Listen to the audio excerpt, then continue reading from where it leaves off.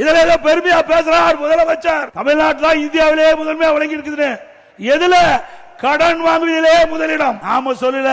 இந்த தமிழ்நாட்டுக்கு காங்கிரஸ் கட்சிக்கு மேலிட பொறுப்பாளரை நியமிக்கிறாங்க.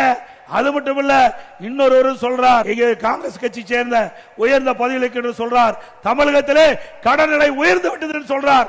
உண்மை சொல்றார். ஆனா திமுக எரிச்சல் படுறாங்க அவர் மீது. ஆக திரு ஸ்டாலின் அவர்களே, நீங்கள் ஆட்சிக்கு வந்த பிறகு தமிழ்நாட்டு மக்களை கடனாளி ஆக்கி விட்டீர்கள். கடனாளி ஆக்கி விட்டீர்கள். சுமார் 73 வருஷம் தமிழ்நாட்டில் பல ஆட்சியாளர் ஆட்சி செஞ்சிருக்கிறாங்க.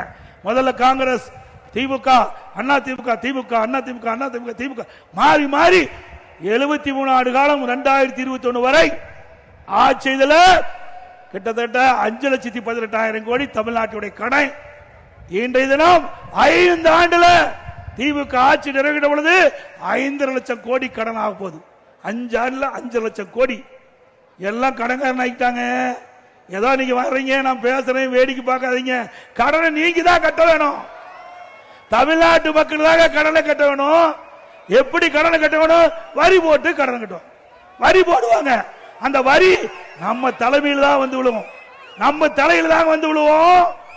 ஆக திமுக அரசாங்கம் எப்பொழுது ஏற்பட்டதோ அப்பொழுது இந்த கடன் சுமை மக்கள் தலையிலே வந்து விடுந்து விட்டது என்பதை எண்ணி பார்க்க வேண்டும்.